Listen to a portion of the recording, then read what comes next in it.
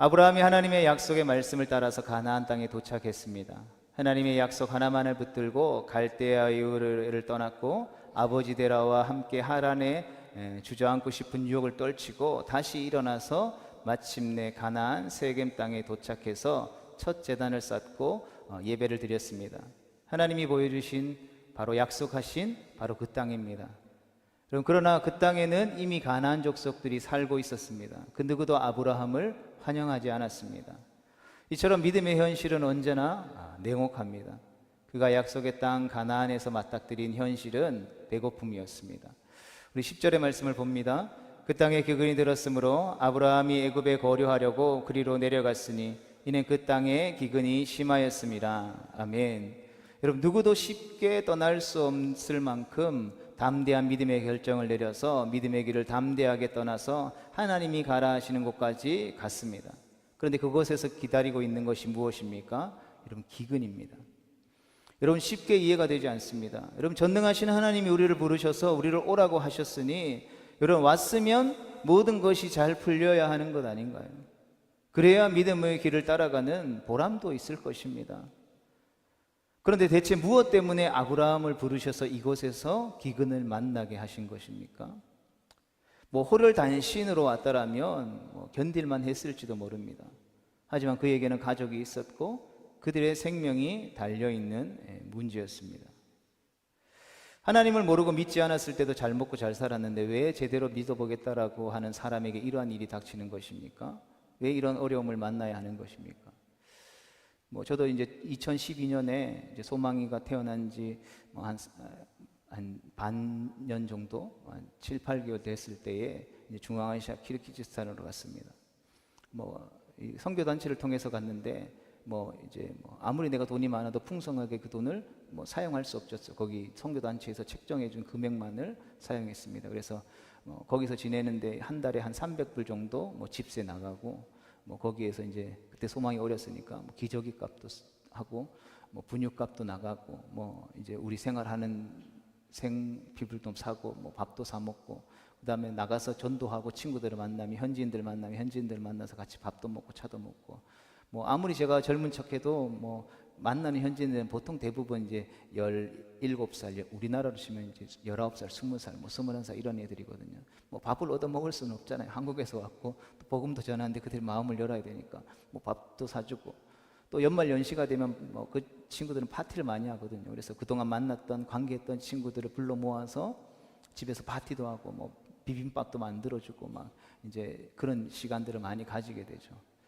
그러면 그 700불 안에서 재정을 사용하는 게 쉽지 않습니다.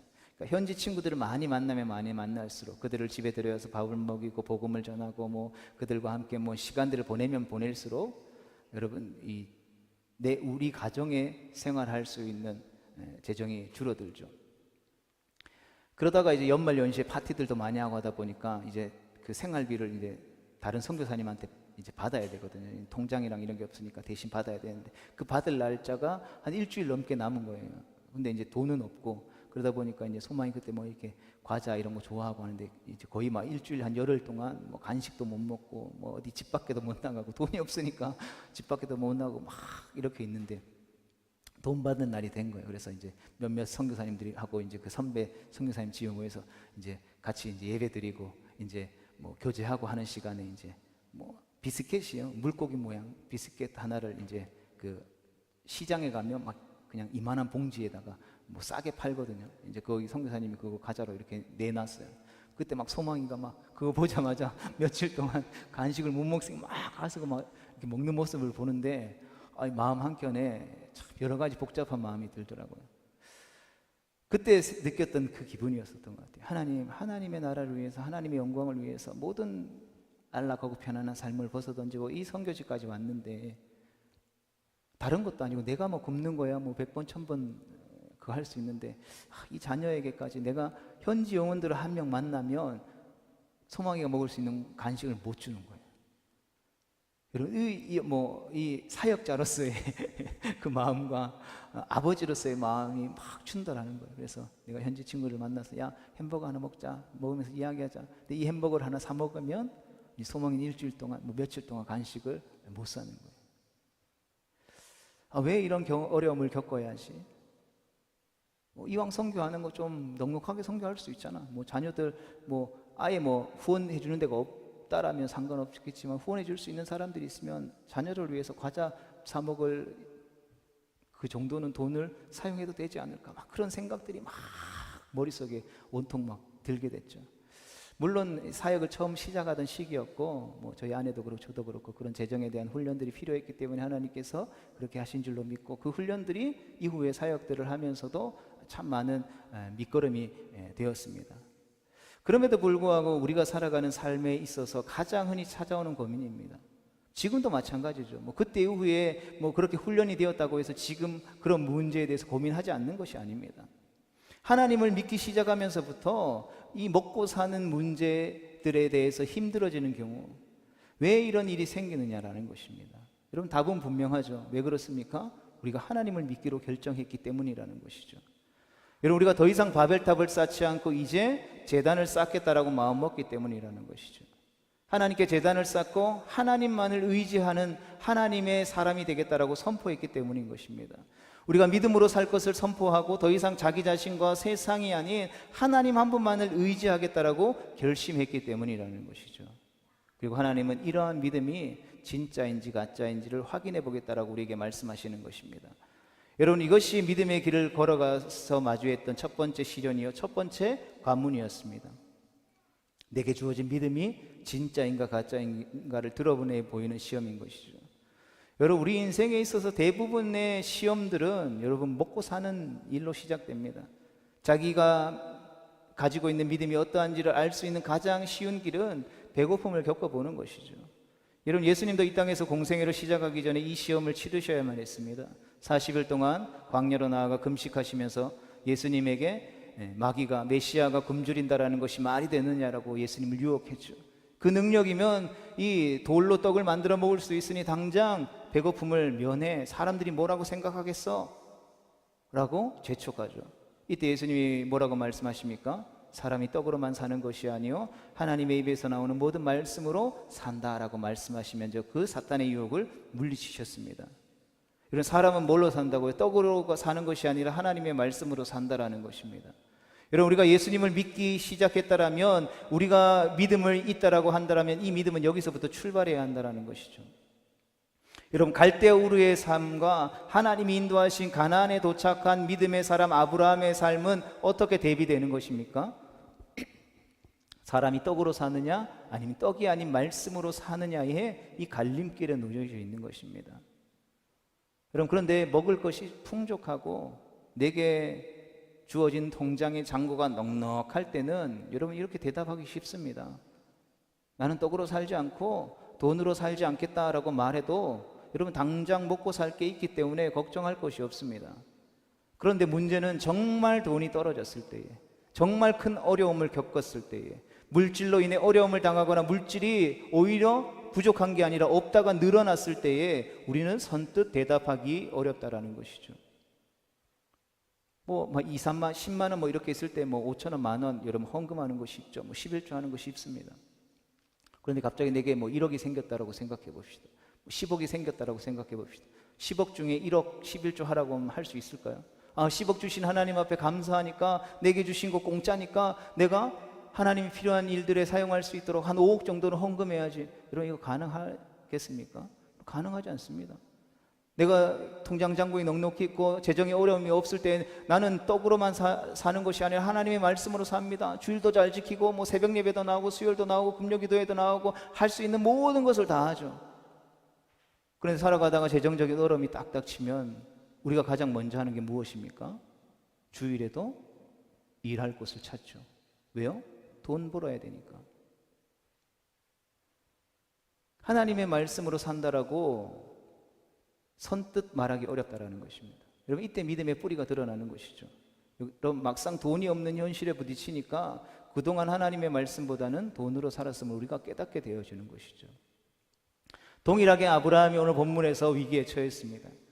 여러분, 가나안 땅에서 도움을 청할 사람들이 있습니까? 도움의 손길을 내밀 사람도 없습니다. 하나님 한 분만 바라보고 딱 온 거죠. 혈혈단신으로. 그런데 갑자기 하나님이 사라져버린 것과 같은 경험을 하는 것입니다. 아버지가 있는데 아버지가 없는 것, 버려진 것 같은 느낌이 들었다라는 것이죠. 눈에 하나님은 보이지 않고 기근으로 인해서 먹을 것이 없고 배를 고파하며 배를 골마가는 내 가족들이 보이기 시작하는 것입니다. 여러분, 가족을 굶어 죽일 수는 없지 않습니까? 이때 아브라함이 결단을 내리죠. 기근을 면하기 위해서 약속의 땅을 떠나서 다시 풍요의 땅으로 가는 것입니다. 그는 가족들을 데리고 남쪽으로 내려가 애굽에 이르게 되죠. 본문 11절에서 13절의 말씀을 봅니다. 그가 애굽에 가까이 이르렀을 때에 그의 아내 사라에게 말하되 내가 알기에 그대는 아리따운 여인이라. 애굽 사람이 그대를 볼 때에 이르기를 이는 그의 아내라 하여 나는 죽이고 그대는 살리리니 원하건대 그대는 나의 누이라 하라. 그러면 내가 그대로 말미암아 안전하고 내 목숨이 그대로 말미암아 보존되리라 하니라. 아멘. 여러분, 먹고 살 수 있는 땅 애굽으로 내려가려면 약속의 땅에서 내려가야 합니다. 갈대아 우르에서부터 약속의 땅으로 힘겹게 올라왔는데 다시 내려가는 것이죠. 여러분, 이처럼 우리가 마주하게 되는 신앙의 여정이라고 하는 것에는 부침이 있다라는 것입니다. 올라갈 때가 있으면 내려갈 때가 있다라는 것이죠. 여러분, 하나님을 따르는 길도 그럴 수만 있으면 그러면 좋겠지만 항상 올라가는 것만 있는 것은 아니라는 것이죠. 여러분, 오르막길이 있고 내리막길이 있습니다. 항상 어찌 좋겠습니까? 성경에 나오는 믿음의 사람들도 다 오르기만 하지는 않았습니다. 그러나 오르락내리락 하며 가는 것이 우리의 인생이고 믿음의 길이기 때문에 우리가 내리막길을 만났을 때 그 내리막길을 만났다라고 해서 너무 낙심할 필요는 없다라는 것이죠. 그 자리에서 다시 쉼을 누리고 회복함을 입어서 다시 일어났으면 되는 것입니다. 아브라함은 애굽으로 내려가야만 자신의 인생에 있어서 살 길이 열릴 것이라고 생각했습니다. 자신이 살아온 삶의 경험을 바탕으로 해서 상식적이며 합리적으로 생각한 것이죠. 여러분, 먹을 게 없는데 머물러 있는 것은 무모하고 비상식적이고 비합리적인 것입니다. 여러분, 먹을 게 없으면 먹을 것을 찾아 떠나는 것이 당연하죠. 그러나 소위 경험적이며 상식적이며 합리적일 것 같은 우리의 인생의 대부분의 결정들은, 방향들은 믿음의 길과는 반대의 방향으로 가게 되는 경우가 많다라는 것이죠. 아브라함의 믿음은 기근 앞에서 논리에 굴복하고 말았습니다. 믿음의 판단이 상식의 판단에 굴복했습니다. 그는 애굽으로 내려갑니다. 살기 위한 선택이죠. 근데 참 재밌는 것은 아브라함이 이런 문제를 겪는데 우리가 나중에 살펴보겠지만 이삭의 때에 가서는 이삭은 이런 행동들을 하지 않는다라는 것이죠. 이것이 연단되어지고 훈련되어져서 신앙의 유산으로 자녀들에게 흘러갔다라는 것입니다. 어쨌든 아브라함이 믿음의 길을 나섰지만 두려움이 찾아오니까 어떻게 되는 것입니까? 옛날 삶의 방식으로 다시 돌아가는 것입니다. 그는 한때 믿음의 결단을 내린 바가 있지만 현실 앞에서는 상식적인 판단을 내리게 되죠. 지금 살기 위해 애굽 땅으로 내려가고 있는 것입니다. 그런데 애굽 땅에 이르면 이를수록 두려움이 몰려옵니다. 죽음의 그림자가 그의 눈앞에 아른거리는 것 같습니다. 아내 사레 때문에 죽을 것만 같습니다. 사레가 아름다워서 결혼했는데 지금은 그녀의 미모가 화근인 것입니다. 애굽 사람들이 사레를 차지하려고 나를 죽이면 어떡하지? 라는 두려움에 휩싸이게 되죠. 여러분, 이것은 근거 있는 두려움인 것입니다. 아무 근거 없는 두려움을 아브라함이 가지고 있는 게 아닌 것이죠. 이 또한 경험적이며 상식적이고 합리적인 두려움이었던 것입니다. 여러분, 당시 애굽 땅이건 어디건 간에 아름다운 여인을 얻는 방법은 두 가지였습니다. 싸워서 그 여인의 주인을 죽이고 가족을 죽이고 빼앗든지 아니면 지참금을 주고 돈을 사서 데려오든지. 그래서 당시에는 전쟁이라고 하는 것이 합리적으로 아름다운 여인을 빼앗아 오는 기회였죠. 그것이 명예로운 일이었습니다. 아니면 지참금을 데려오는 주는 방법도 있죠. 여인이 아름다우면 아름다울수록 많은 돈을 지불했는데 그 여인의 보호자였던 아버지나 가족들이 이 돈을 받았습니다. 액수를 먼저 요구할 수 있었고 액수가 마음에 들지 않으면 거절할 수도 있었습니다. 아브라함은 사레를 자칫 아내로 소개했다가 목숨을 잃거나 빼앗길 수도 있으니 차라리 사레를 누이라고 소개하는 편이 낫겠다라고 생각했습니다. 애굽 사람들이 지참금을 들고 와도 거절하면 그만이라고 생각했던 것이죠. 아브라함이 이러한 복잡한 계산을 하는 이유가 무엇입니까? 그는 살 길을 찾아야 하기 때문인 것이죠. 여러분, 당연한 것 아니겠습니까? 누가 죽을 길을 찾겠습니까? 살기 위해 애굽으로 내려왔고 살기 위해 사레를 누이로 속이기로 마음먹은 것입니다. 더군다나 실제로 사레는 그의 이복 누이였습니다. 그러니 근거 없는 거짓말도 아니라고 스스로 위안을 삼을 수도 있는 것입니다. 하지만 지금 사레는 누구입니까? 아브라함의 아내였습니다. 그러니 아내가 아니라 누이라고 속이는 것은 분명한 거짓말인 것이죠. 성도 여러분, 믿음의 길에서 벗어나 살 길을 찾았지만 이마저도 쉽지 않은 걸음이 된 것입니다. 게다가 일이라는 게 한 번 꼬이면 점점 더 꼬이는 법인 것이죠. 그는 자신의 아이디어를 사례에게 설명하고 동의를 얻어야만 했습니다. 그래서 당신을 누이라고 속여야지만 내가 안전하다라고 오늘 본문 13절 말씀에서 사례를 설득하게 되죠. 여기서 아브라함이 사용한 안전이라는 단어의 히브리어 원뜻은 내가 잘되다라는 뜻입니다. 즉 성공할 수 있다라는 뜻인 것이죠. 다시 말해서 애굽 땅에서 정직하게 살아봤자 잘 안 돼, 망하기 쉬워, 그러니까 성공할 수 없다라는 생각을 드러내는 것입니다. 내가 지금 믿음의 길을 나섰지만, 믿음의 길을 나서서 이 애굽 땅에 왔지만 이곳에서 그 믿음의 삶을 살았던 대로 동일하게 살면 여기서는 망할 뿐이야, 내가 성공할 수 없어 라는 생각을 드러낸 것이죠. 믿음을 잠시 접어두자 인간적인 염려가 아브라함에게 밀려든 것입니다. 그래서 다시 세상에서 살아가던 삶의 방식으로 돌아가는 것이죠. 여러분, 이것이 우리의 믿음의 현주소이며 믿음의 사람들이 맞닥뜨릴 수밖에 없는 선택의 갈림길이라는 것입니다. 믿음의 갈림길이라는 것입니다. 아브라함의 생각이 뭐 엄청나게 나쁜 생각이겠습니까? 뭐 오늘날 우리가 살아가는 삶의 모습과 생각과 차이가 있겠습니까? 여러분, 우리도 나와 내 가족 중요하잖아요. 그 가족들이 어렵지 않고 힘들지 않고 제때 맛있는 음식 먹고 철 따라 옷 입고 필요한 일들 가운데 물질을 사용할 수 있을 만큼 있게 하기 위해서, 내가 잘 되기 위해 살 길을 찾아서 적당히 둘러대면서 거짓말도 하고 하는 수 없이 그때그때 상황들을 임기응변으로 넘기기도 하지 않습니까? 그럼 우리의 생각과 이 당시에 아브라함이 가지는 생각과 다르지 않다라는 것이죠.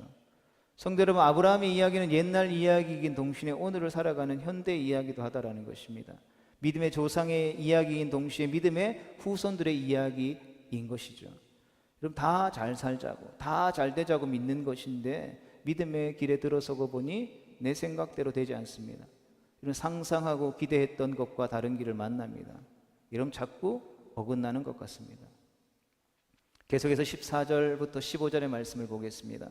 아브라함이 애굽에 이르렀을 때에 애굽 사람들이 그 여인이 심히 아리따움을 보았고 바로의 고관들도 그를 보고 바로 앞에서 칭찬함으로 그 여인을 바로의 궁으로 이끌어들인지라. 아멘. 아브라함이 애굽에 이르자 걱정했던 대로 그곳 사람들이 사레에게 주목합니다. 여러분, 도대체 사레가 몇 살인데 애굽 사람들이 이처럼 탐을 내고 극찬을 하게 되는 것일까요? 그때 사레의 나이가 65세였습니다. 여러분, 이유는 알 수 없습니다. 사레가 120살이 넘어서 죽었기 때문에 뭐 오늘날과는 조금 차이가 있어서 65세보다 또 조금 젊었다 한들 정확한 이유는 알 수 없지만 가나안에서 왔다는 사람의 누이가 절세 미인이라는 소문이 온 애굽 사방에 퍼지게 되죠. 애굽 왕궁에도 퍼지게 됐고 고관들의 귀에도 이 소식이 들렸습니다.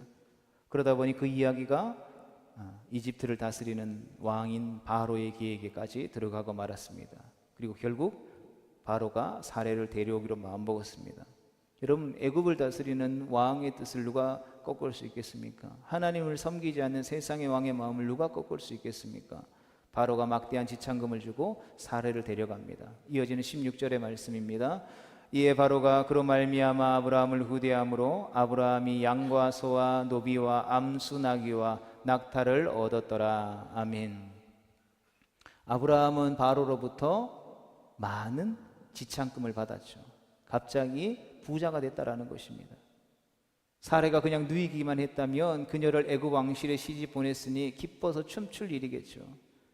여러분, 가나안에 있으면서 굶어 죽을 텐데 애굽에 내려와서 한순간에 여러분 부자가 되었으니 얼마나 잘 되었습니까? 애굽행은 그런 면에서 아브라함의 일생 중에 가장 잘한 선택이 아닐까 생각해 봅니다. 그런데 실상은 어떻습니까? 아브라함은 모든 것을 얻고도 그토록 자기의 인생 가운데 불안했고 두려웠던 것들이 한순간에 해결되어지는 것을 경험하고도 기뻐할 수가 없는 것입니다. 거짓말 한마디에 모든 것이 뒤죽박죽 꼬여버렸기 때문이죠. 아브라함이 머리를 짜내서 지혜롭다라고 생각한 그 방식 때문에 아내 사라를 빼앗기게 된 것입니다. 이런 밤에 잠이 왔을 거예요. 이런 밤에 잠이 왔다라고 하면 하나님이 당장 아브라함을 버렸지 않았을까요? 밤에 단식했을 것입니다. 왜 모든 사람이 축복이라고 생각하는 것을 그는 축복으로 받아들일 수 없었습니까? 가장 소중하다고 생각하는 사람을 빼앗겼기 때문이죠. 바꿀 수 없는 것을 바꾼 셈이기 때문인 것입니다. 설마 그런 일이 있겠어 하다가 이렇게 된 것이죠.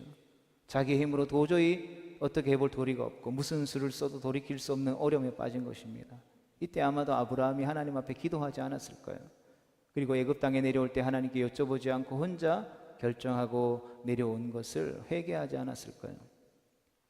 우리는 어떻습니까? 우리도 무수히 많은 아브라함과 같은 상황들을 마주하고 아브라함과 같은 결정을 하면서 살아가게 됩니다.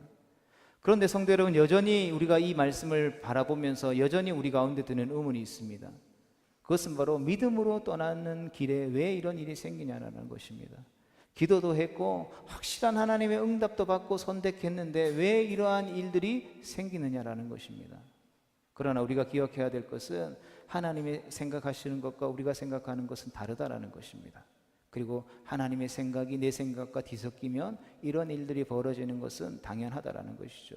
소위 하나님과 나 사이에 밀고 당기는 일들이 시작된 것입니다. 여러분, 이 밀고 당기는 싸움에서 누가 이기겠습니까? 하나님이 이기시겠습니까? 아브라함이 이기시겠습니까? 여러분, 하나님은 아브라함을 포기하지 않으십니다. 하나님은 아브라함을 찾아가셨을 때부터 그를 믿음의 사람으로, 믿음의 조상으로 세우기로 작정하셨기 때문인 것입니다. 그의 후손을 통해서 새로운 믿음의 계보를 만들기로 결정하셨기 때문인 것입니다. 아브라함에게 믿음을 그렇다면 어떻게 하나님은 심어주시겠습니까? 자, 믿음으로 떠나 오늘부터 내가 너에게 믿음을 줄게 뿅 하고 믿음의 조상이 되겠습니까? 그렇지 않죠. 믿음의 결정을 하고 걸음을 옮긴 아브라함의 걸음을 통해서 그가 살아가는 삶의 작고 큰 많은 수많은 결정들을 통해서 그 믿음이 자라날 수 있도록, 그 믿음이 성장할 수 있도록, 그 상황들을 통해서 하나님을 신뢰하고 믿고 따르는 믿음의 결정들이 무엇인지를 계속해서 가고 선택하고 넘어지고 다시 일어서서 가고 선택하고 넘어지는 일들을 통해서 하나님의 열심을 통해서 그 아브라함에게 믿음을 심어 주시는 것이죠. 이어지는 17절의 말씀입니다. 여호와께서 아브라함에게 아내 사내의 일로 바로와 그 집에 큰 재앙을 내리신지라. 아멘. 사태가 더 악화되기 전에 하나님이 계획하십니다. 바로와 그 집에 재앙을 내리신 것이죠. 무슨 재앙인지는 알 수 없지만 다만 한 가지 분명한 것은 사례와의 혼인을 준비하는 과정에서 큰 일을 만났다라는 것입니다. 바로는 그날 밤에 아브라함을 불러 다그치죠. 18절입니다. 바로가 아브라함을 불러서 이르되 내가 어찌하여 나에게 이렇게 행하였느냐? 내가 어찌하여 그를 내 아내라고 내게 말하지 아니하였느냐? 아멘. 여러분, 이런저런 걸 따지다가 사례가 실은 아브라함의 누이가 아니라 아내라는 사실이 드러난 것입니다. 여기서 우리는 두 가지를 보게 되죠. 첫 번째 같이 읽어보겠습니다. 하나님의 사람이 거짓말을 했더니 바로가 재앙을 겪게 됩니다. 여러분, 바로가 거짓말했습니까? 아브라함이 했습니까? 아브라함이 했죠. 여러분, 하나님의 사람이 믿음으로 살지 않으면 믿음 없는 세상의 사람들이 재앙을 겪게 된다는 것입니다. 우리가 주일 오전 예배 사도행전의 말씀을 통해서도 우리가 나누었던 것처럼 여러분, 교회가 교회답지 못하면 오늘날 한국 사회가 어떻게 되는지 오늘날 우리가 뼈저리게 마주하는 것입니다. 교회가 바른 진리의 말씀을 선포하지 못하고 복음의 본질을 잃어버렸더니 우리의 다음 세대를 살리는 일들을 잃어버렸더니 계속해서 세상이 우리 자녀들에게 요구하는 것이 무엇입니까? 하나님 없다라는 거예요. 하나님이 말씀하시는 그 말씀은 너의 자유로운 삶을 억압하는 거예요. 그러니까 하나님을 떠나서 자유해. 네가 하고 싶은 대로 해. 네가 선택하는 길이 가장 너다운 길이고 그렇게 선택하는 것이 너가 정말 사람답게 사는 거야. 야, 교회 가봐. 이거 하지 말라고 그러고 저거 하지 말라. 야, 너 사실 여자 좋아하잖아. 너 사실 남자 좋아하잖아. 좋아해도 돼. 너 남자로 사는 거 싫잖아. 여자가 될 수 있어. 여자로 사는 거 싫잖아. 남자가 될 수 있어. 네가 원하면 모든 거 다 할 수 있어 라고 가르치는 거예요. 집에서도 마찬가지예요. 자녀들을 양육할 때도 신앙이 있다고 하는 사람들에게도 야 괜찮아, 네 감정이 우선이야. 너 상처받으면 어떡해? 교회 가기 싫어? 하나님 말씀으로 막 뭐라 하니까 싫어? 그러면 좀 쉬어도 돼. 안 가지 않아도 돼. 다 무너지는 거예요. 아, 공부하고 싶어? 좋은 대학 가고 싶어? 아, 주일날 학교 가야 되는, 교회 가야 되는데 학원 가고 싶어? 그러면 고3 1년만 교회 빠져. 괜찮아. 나중에 좋은 대학 가서 성공해가지고 더 하나님 영광 돌리면 되지. 다 무너진 거예요. 여러분, 고등학교, 뭐 중학교, 지금은 더 줄어들었지 모르겠지만 2%, 3%예요. 대학교 가면 그마저도 반토막 이상 나는 거예요. 그럼 대학을 다니는 자녀들에게 설문조사했더니 1학년부터 4학년까지 조사했더니 점점 늘어나서 대학교 4학년이 되면 평균적으로 70%, 80%의 친구들이 다 성경험이 있는 거예요. 교회를 다녀도요, 기준이 다 무너져 버렸어요. 교회가 진리를 선포하지 않아요. 이렇게 말하면 그거 죄야 라고 말하면 교회 떠날까봐 그거 이야기하지 않아요. 우리 다투지 말자, 우리 행복하자, 즐겁자, 위로와, 다 이런 대형교회에서 하는 게 다 이런 거예요. 분란이 일을 만한 거, 사람들이 싫어할 만한 거, 그런 거 말하면 다 교회를 떠나니까. 대형교회 뿐일까요? 작은 교회도 한 영혼이 중요하잖아요. 그럼에도 불구하고 그 영혼을 바른 진리의 말씀으로 가르치지 못해요. 왜요? 상처받아서 떠날까봐. 그만큼 우리의 마음의 상태가 그런 하나님의 말씀조차도 받아들일 수 없을 만큼 나약해져 있다는 거예요. 복음의 야성이 사라져버린 거예요. 그리고 그렇게 말 안 하면 편합니다. 집사님 그거 죄입니다. 목사가 이야기하면 집사님이 받아들이고 아멘하고 돌이키고 하면 좋겠죠. 근데 그렇게 말하고 선포하는 순간 집사님이랑 목사와 관계가 좀 애매해져요. 괜히 눈 피하고 싶고, 괜히 나 때문에 상처받은 것 같고, 막 설교 중에 제 이야기하면 괜히 내 이야기하는 것 같고, 다 무너져 버린 거예요. 복음의 본질을 잃어버리면 그로 인해서 사회가 다 부패해요.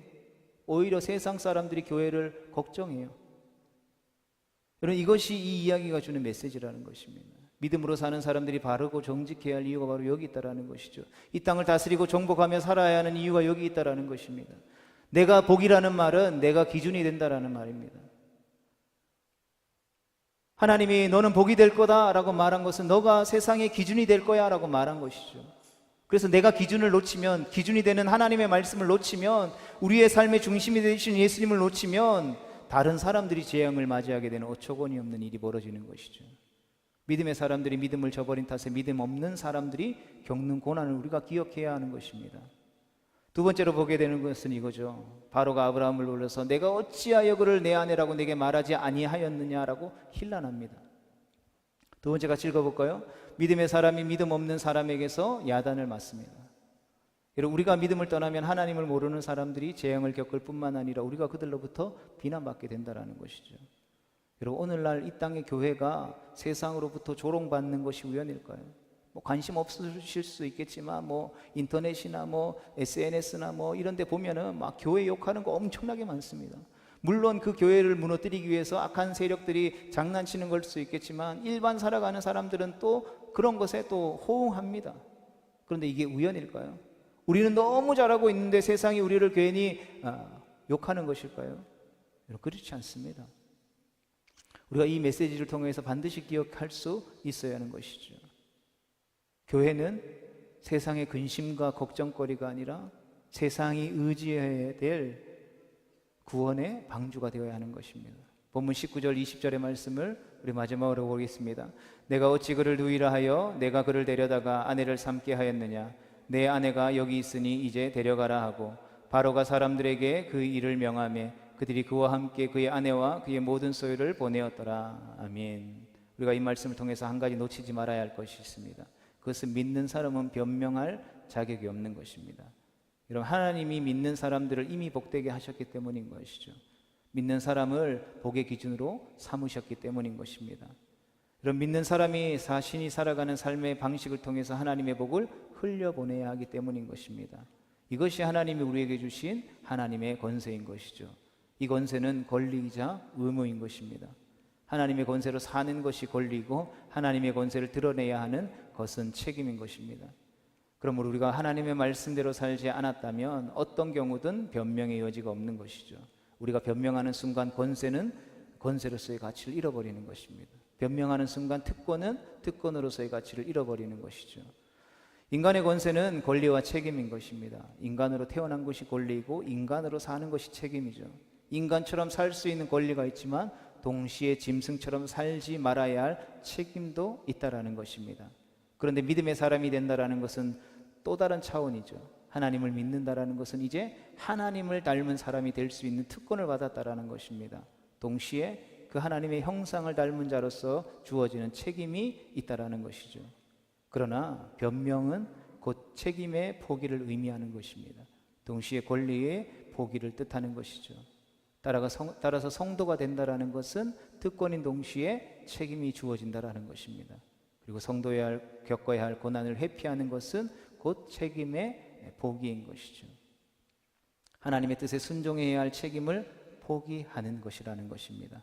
동시에 하나님의 은혜를 포기하는 것이기도 하다라는 것을 우리가 이 주신 말씀을 통해서 기억할 수 있게 되기를 주님의 이름으로 축복합니다. 성도 여러분, 복음은 분명 우리에게 은혜입니다. 구원은 우리에게 은혜입니다. 이 은혜는 상상할 수 없는 특권으로 우리에게 주어진 것입니다. 그렇게 하나님은 아브라함을 사랑하시기에 그에게 믿음을 가르쳐 주시는 것입니다. 믿음으로 산다라는 것이 무엇인지를 가르치기 시작하신 것이죠. 믿음의 사람이 믿음 없는 사람과 함께 살 때에 어떻게 살아야 하는지를 가르쳐 주고 계신 것입니다. 마침내 바로가 사례를 돌려보냅니다. 그러나 아브라함에게 주었던 것은 하나도 돌려받지 않죠. 야, 내가 사례 데려올 때 주었던 거 다시 돌려줘, 이렇게 하지 않았다라는 것입니다.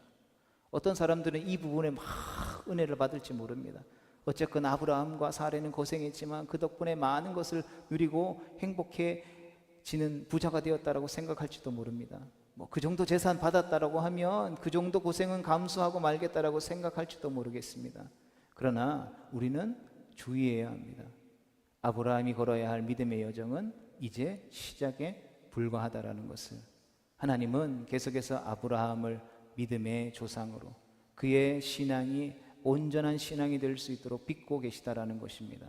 우리는 계속해서 창세기의 말씀을 통해서 이 믿음의 여정들을 따라가며 이 여정 가운데 그 아브라함을 다루시는 하나님의 손길을 따라가면서 오늘날 이 시대를 살아가는 우리의 신앙을 점검함으로 다시금 온전한 믿음의 백성으로 서기를, 온전한 하나님의 백성으로 다시 세워지기로 결단하며 나아가는 귀하고 복된 은혜의 시간들이 될 수 있기를 주님의 이름으로 축복합니다.